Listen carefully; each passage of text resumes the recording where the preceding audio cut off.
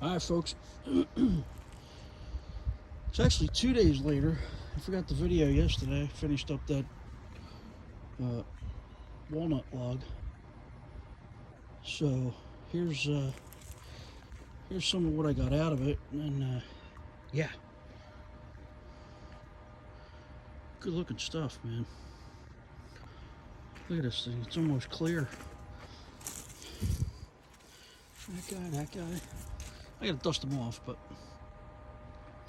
10 foot. Good looking stuff. I'm gonna stack it and sticker it. And then I got a couple more over there. 2 more walnut logs I'm gonna mill up right now. Alright, stay tuned.